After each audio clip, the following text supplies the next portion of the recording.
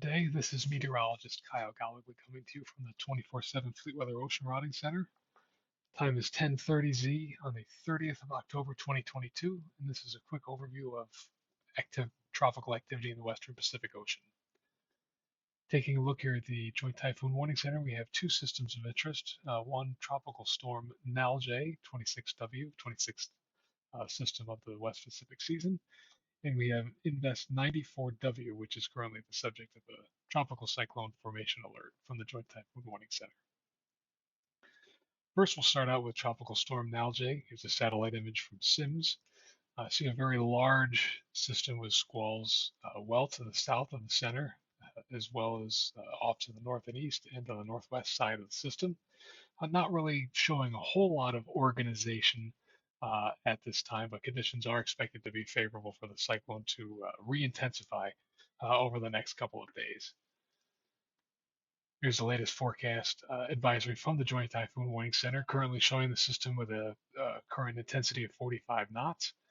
System is forecast to slowly move off to the northwest over the next 12 hours or so before beginning to move more northerly during the subsequent day or two thereafter, with the forecast expected to increase up to a typhoon strength once again, up to about a peak of 65 knots late on the 31st and into the 1st, before the system begins to track more toward the northwest and then eventually west, while beginning to weaken due to a number of factors, including dry air coming down and the strong northeasterly flow from the north, as well as increasing wind shear and other unfavorable conditions.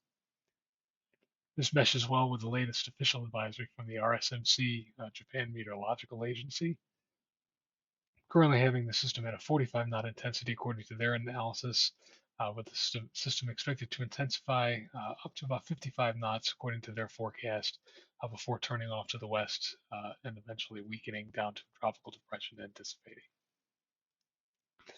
The latest ensemble guidance here from this page from Weather Nerds, showing the European model here on the left and the GFS model on the right, both in fairly good agreement about the track up to the north-northwest over the next 36 to 48 hours, before an eventual recurve off to the northwest and eventually west toward Hainan Island.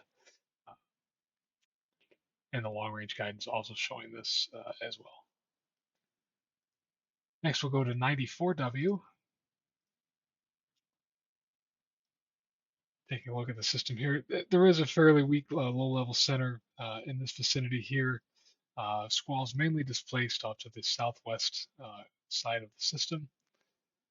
This is not subject to advisories from either the Joint Typhoon Warning Center or the official RSMC. However, the Philippine governmental agency, the PAGASA, does list advisories on the system, expected to reach a peak of 55 kilometers per hour. So right at the threshold for official classification by JTWC as well as the RSMC, with the system remaining generally east of the Philippines here over the next couple of days.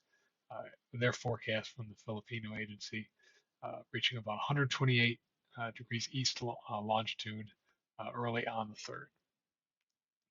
This forecast still in good agreement with the latest ensemble guidance here, again the European on the left and the GFS on the right, showing the system on a general westward track over the next couple of days, for some guidance suggesting more of a northwesterly turn, with other guidance suggesting system continuing west.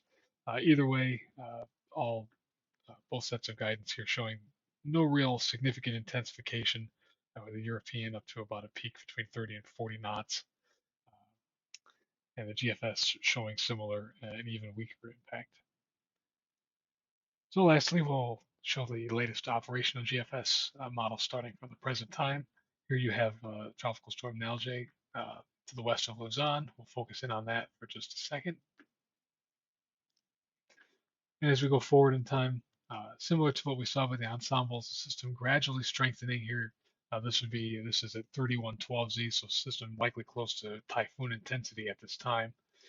Continuing on that north-northwest trajectory, and as we get to 0112Z, you start to see the dry air from these gale force northeasterlies blowing down Taiwan Strait will really start to hinder the structure of the system, with expected weakening as we get into 0212Z, with the latest GFS model almost dissipating the system just off of Hong Kong here by the 3rd at 12Z. And lastly, we'll go back and focus in on 94W.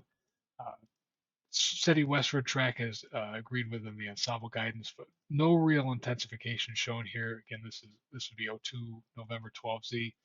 GFS not really showing much in the way of organization, almost kind of an open wave, and then gradually dissipating before it hits the Philippines later in the week.